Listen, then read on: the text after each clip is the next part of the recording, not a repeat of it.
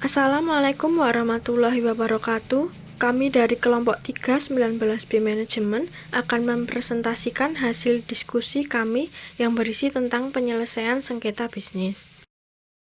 Yang beranggotakan saya sendiri, Tabarani Aprilia Susanti, NPM 1901010059, Tri Arumsari, NPM 1901010071, dan Nafal Afik Nur Aziz, NPM 1901010102. Pengertian sengketa dan bisnis. Pengertian sengketa: suatu situasi di mana ada pihak yang merasa dirugikan oleh pihak lain. Pihak yang merasa dirugikan menyampaikan ketidakpuasan ini kepada pihak kedua, dan apabila pihak kedua tidak menanggapi dan memuaskan pihak pertama, serta menunjukkan perbedaan pendapat yang dapat diawali adanya kontrak maupun tidak diawali kontrak. Pengertian bisnis: kegiatan yang dilakukan dengan tujuan untuk mendapatkan keuntungan atau kegiatan yang memiliki nilai uang. Pengertian dan urgensi alternatif penyelesaian sengketa. Penyelesaian sengketa secara konvensional dilakukan melalui sebuah badan yang disebut dengan pengadilan atau litigasi. Sudah sejak ratusan bahkan ribuan tahun, badan pengadilan ini telah berkiprah. Akan tetapi, lama-kelamaan badan pengadilan ini tergantikan oleh alternatif-alternatif lain untuk menyelesaikan sengketa. Di antaranya adalah lewat badan arbitrase atau non-litigitas atau di luar pengadilan. Yang dimaksud dengan arbitrase adalah cara penyelesaian sengketa perdata yang bersifat di luar pengadilan umum yang didasarkan pada kontrak arbitrase yang dibuat secara tertulis oleh para pihak yang bersengketa. Penyebab timbulnya sengketa bisnis. 1. Scarce resource, kelangkaan sumber-sumber yang signifikan terhadap eksistensi partisipan konflik. Pada kondisi ini, pendekatan yang paling sering digunakan adalah kompetisi yang bermuara pada zero-sum game atau satu pihak menang yang lain kalah. 2. Ambiguous jurisdiction, kondisi di mana batas-batas atau kewenangan atau hak saling dilanggar sehingga satu pihak mengambil keuntungan yang seharusnya juga menjadi bagian dari keuntungan pihak lain. 3. Intimasi, keterdekatan yang seringkali bermuara pada konflik mendalam jika perbedaan-perbedaan yang terjadi tidak dikelola dengan matang. Konflik berbasis intimasi biasanya bersifat lebih mendalam dibanding partisipan yang tidak memiliki pengalaman atau kenal satu sama lain. 4. Without distinction, terjadi dalam kondisi di mana orang menciptakan diskriminasi yang sifatnya berseberangan. Pilihan sikap terhadap adanya sengketa. 1. Lumping it, menerima atau tidak menuntut, tidak mempermasalahkan. 2. Avoidance, menghindar. 3. Coercion, memaksa dengan menggunakan kekuatan pihak tertentu, misalnya jasa penagihan hutang. 4. Negotiation, negosiasi atau musyawarah. 5. Mediation, mediasi atau musyawarah yang dibantu oleh mediator. 6. Arbitration, arbitrase atau menyerahkan kepada pihak ketiga sebagai pemutus masalah. 7. Adjudication, menggunakan jalur hukum. Model-model alternatif penyelesaian sengketa.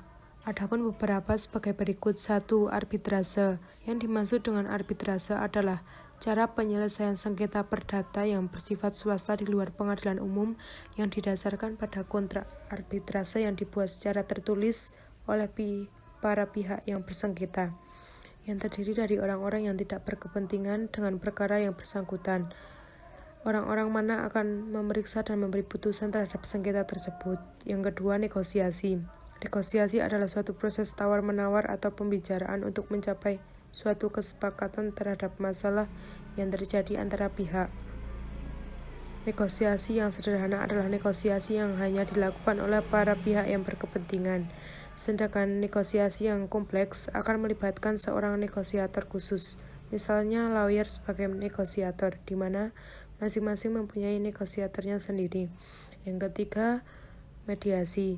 Mediasi adalah suatu proses penyelesaian sengketa berupa negosiasi untuk memecahkan masalah melalui pihak luar yang netral dan tidak memihak yang bekerja dengan pihak yang bersengketa untuk membantu menemukan solusi dalam menyelesaikan sengketa tersebut secara memuaskan kedua belah pihak. Yang keempat, konsiliasi. Konsiliasi mirip dengan mediasi, yakni suatu proses penyelesaian sengketa berupa negosiasi untuk memecahkan masalah melalui pihak luar yang netral dan tidak memihak, saling membantu menemukan solusi dalam menyelesaikan sengketa tersebut untuk memuaskan kedua belah pihak.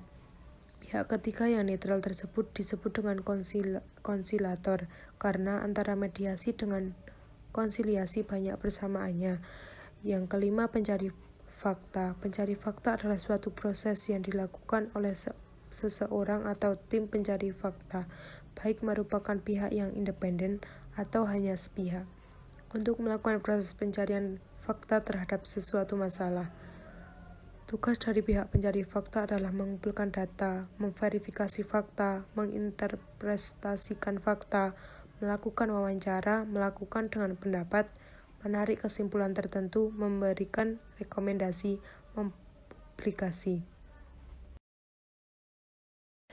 6. Mini trial. Mini trial atau pengadilan mini adalah sistem pengadilan swasta untuk menyelesaikan, memeriksa, dan memutuskan terhadap kasus-kasus perusahaan yang dilakukan oleh orang yang disebut dengan manajer, yang diberi wewenang untuk menegosiasikan suatu settlement di antara para pihak bersengketa. Pihak manajer tersebut biasanya merupakan pensiunan dari hakim atau pengacara yang merupakan panutan dan pengayom, tetapi bukan merupakan pengacara dari para pihak. 7. Ombudsman.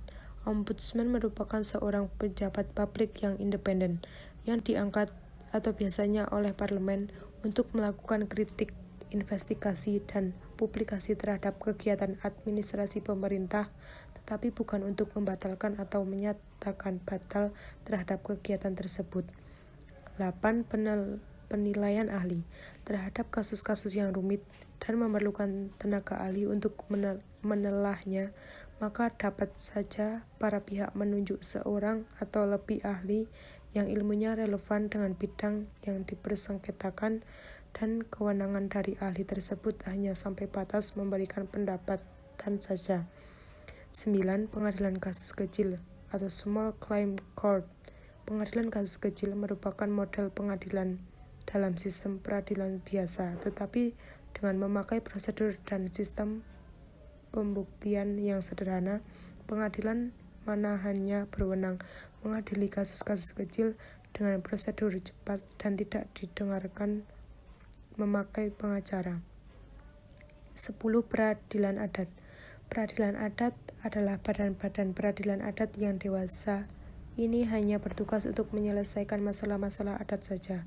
Contoh dari peradilan adat adalah seperti Kerapatan Adat Negeri Minangkabau atau Tuhapeut di Aceh. Bentuk-bentuk sengketa bisnis.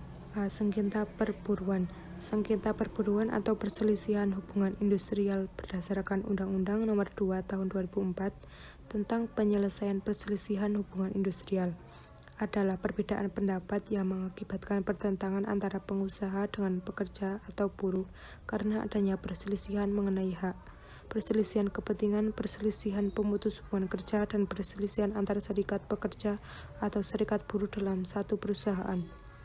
B. Sengketa kontrak.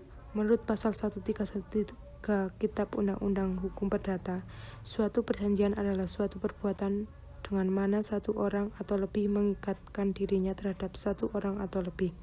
Pada dasarnya, setiap kontrak atau perjanjian yang dibuat para pihak harus dapat dilaksanakan dengan iktikat baik. Namun, dalam praktiknya, kontrak yang dibuatnya seringkali dilanggar. Sengketa kontrak disebabkan setidaknya karena dua hal, yaitu pelanggaran kontrak atau wanprestasi yang meliputi tidak melaksanakan prestasi sesuai kontrak, melaksanakan prestasi tetapi tidak tepat waktu, melaksanakan prestasi tetapi tidak sesuai dengan syarat yang diperjanjikan, dan sengketa yang bersumber dari penafsiran kontrak yang berbeda.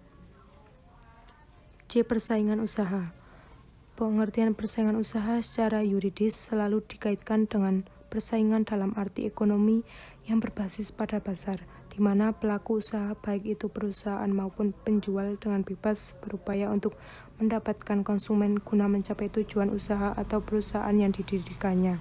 Dalam kegiatan usaha, sering terjadi persaingan usaha tidak sehat antara sesama pelaku usaha dalam menjalankan kegiatan produksi dan atau pemasaran barang atau jasa yang dilakukan dengan cara-cara tidak jujur atau melawan hukum atau menghambat persaingan usaha. Hal tersebut berdampak pada munculnya berbagai masalah atau perkara dalam kegiatan usaha yang disebut dengan sengketa persaingan usaha. D. Sengketa konsumen. Sengketa konsumen diatur dalam Undang-Undang Nomor 8 Tahun 1999 tentang Perlindungan Konsumen. Dalam pasal 1 huruf 11 dari undang-undang tersebut menentukan bahwa yang dimaksud dengan Badan Penyelesaian Sengketa Konsumen adalah badan yang bertugas menangani dan menyelesaikan sengketa antara pelaku usaha dan konsumen.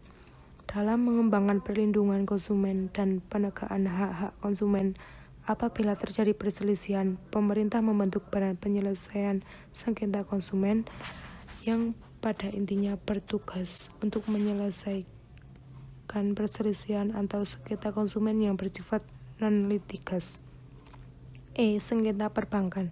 Sengketa perbankan merupakan sengketa antara bank dengan pihak nasabah. Sengketa yang terjadi antara bank dan nasabahnya mencakup sengketa di bidang finansial, yakni tidak dipenuhinya tuntutan finansial dari nasabah oleh bank. Pada pasal 2 PBI nomor 85 PBI 2006, yang dimaksud tuntutan finansial adalah potensi kerugian finansial nasabah yang diduga karena kesalahan atau kelalaian bank, sebagaimana dimaksud pada Peraturan Bank Indonesia tentang penyelesaian pengaduan nasabah. Selanjutnya, penyelesaian sengketa bisnis melalui pengadilan berdasarkan hukum di Indonesia. Sumber hukum penyelesaian sengketa dagang melalui pengadilan terdapat pada pasal-pasal 10 ayat 1 Undang-Undang Nomor 48 Tahun 2009 tentang kekuasaan kehakiman. Disebut Undang-Undang Kekuasaan Kehakiman tersebut yang mengatakan pengadilan dilarang menolak untuk memeriksa, mengadili, dan memutus suatu perkara yang diajukan dengan dalih bahwa hukum tidak ada atau kurang jelas, melainkan wajib untuk memeriksa dan mengadilinya. Yang artinya, keadilan merupakan hak bagi setiap orang dan pengadilan wajib untuk memeriksa serta mengadili setiap sengketa yang diajukan ke pengadilan tersebut. Putusan sidang penyelesaian sengketa bisnis di luar pengadilan berdasarkan hukum di Indonesia. Sumber hukum penyelesaian sengketa bisnis di luar pengadilan di Indonesia yaitu Kitab Undang-Undang Hukum Perdata atau KUH Perdata pasal 1851 yang isinya penyelesaian sengketa melalui APS pada dasarnya adalah perdamaian. Oleh karena itu, perlunya untuk memperhatikan ketentuan KUH Perdata mengenai perdamaian pada bab 18 pasal 1851 sampai 1864. Pada pasal 1851 dikatakan perdamaian adalah suatu perjanjian dengan mana kedua belah pihak dengan menyerahkan, menjanjikan atau menahan suatu barang, mengakhiri suatu perkara yang sedang bergantung ataupun mencegah timbulnya suatu perkara. Dan berdasarkan pasal 1859, perdamaian dapat batal apabila telah terjadi sesuatu kekeliruan mengenai orang yang bersangkutan atau pokok perselisihan. Perdamaian dapat dibatalkan dengan segala hal bila telah dilakukan penipuan atau paksaan. Penyelesaian sengketa bisnis di Pengadilan Niaga. Pengadilan Niaga merupakan pengadilan khusus di bawah peradilan umum atau diferensiasi atas peradilan umum yang secara absolut mempunyai kewenangan mengadili sebagaimana tertuang dalam pasal 300 dan 303 Undang-Undang Nomor 37 Tahun 2004 tentang kepailitan dan penundaan kewajiban pembayaran utang. A. Kepailitan dan penundaan kewajiban pembayar utang dalam pasal 1 angka 1 Undang-Undang Nomor 37 Tahun 2004 tentang kepahitan dan penundaan kewajiban pembayaran utang kepailitan adalah sita umum atas semua kekayaan debitur pailit yang pengurusan dan pemberesannya dilakukan oleh kantor di bawah pengawasan hakim pengawas. Sebagaimana diatur dalam Undang-Undang, tujuan kepailitan adalah pembagian kekayaan debitur oleh kurator kepada semua kreditur dengan memperhatikan hak masing-masing kreditur secara adil. B. Hak kekayaan intelektual sengketa. Hak kekayaan intelektual timbul karena terjadi pelanggaran kepemilikan HKI oleh pihak orang lain, yaitu menggunakan atau memanfaatkan secara melawan hukum tanpa persetujuan pemiliknya. Di negara kita banyak sekali terjadi pelanggaran hak kekayaan intelektual. Dan kelemahan penyelesaian sengketa bisnis melalui pengadilan. Yang A. Keunggulan penyelesaian sengketa bisnis melalui pengadilan. Yang pertama, pengadilan lebih memberikan kepastian hukum. Pengadilan merupakan lembaga resmi kenegaraan yang diberi kewenangan untuk mengadili atau menerima, memeriksa, dan memutus sebuah perkara. Hakim di dalam proses peradilan memiliki tanggung jawab untuk melahirkan keputusan-keputusan yang mencerminkan kepastian hukum dan keadilan. Yang kedua, asas persamaan di mata hukum. Peradilan di Indonesia mengenal asas equality before the law atau persamaan di mata hukum, yang artinya setiap orang sama di muka pengadilan. Sehingga setiap orang yang membawa perkaranya ke muka pengadilan akan mendapatkan perlakuan yang sama.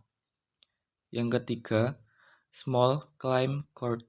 Dalam Black's Law Dictionary, small claim court diartikan sebagai pengadilan yang bersifat informal atau di luar mekanisme peradilan pada umumnya, dengan pemeriksaan yang cepat untuk mengambil keputusan atas tuntutan ganti kerugian atau utang piutang yang nilai gugatannya kecil. Penyelesaian sengketa bisnis melalui pengadilan. Yang pertama, penyelesaian sengketa lambat. Lambatnya pengadilan dalam menyelesaikan sengketa tergambar seperti yang terjadi di Jepang. Rata-rata berlangsung antara 10-15 tahun. Demikian juga di Indonesia. Ada tingkat pertama kasasi rata-rata antara 7-12 tahun. Hal ini terjadi karena akibat tidak adanya pembatasan mengenai jenis perkara yang boleh diajukan kasasi, sehingga semua perkara yang sudah diputus pada tingkat pertama diajukan ke kasasi Mahkamah Agung. Yang kedua, biaya berperkara mahal. Berkaitannya dengan lambatnya proses pengadilan, maka akan semakin besar juga biaya yang harus dikeluarkan oleh para pihak yang bersengketa. Biaya yang harus dikeluarkan terdiri dari penasihat hukum atau lawyer, transportasi, pendaftaran perkara, sukses fee, dan biaya lainnya. Yang ketiga, peradilan pada umumnya tidak responsif. Tidak responsifnya pengadilan terhadap kepentingan umum ditandai dengan A. Seiring pengadilan mengabaikan kepentingan umum dan kebutuhan masyarakat, banyak sering memberi perlakuan yang tidak adil. Pengadilan kurang menganggap atau unresponsif dalam melayani kepentingan rakyat biasa dan kalangan orang miskin. Sekian presentasi dari kami. Maaf jika ada kesalahan. Wassalamualaikum warahmatullahi wabarakatuh.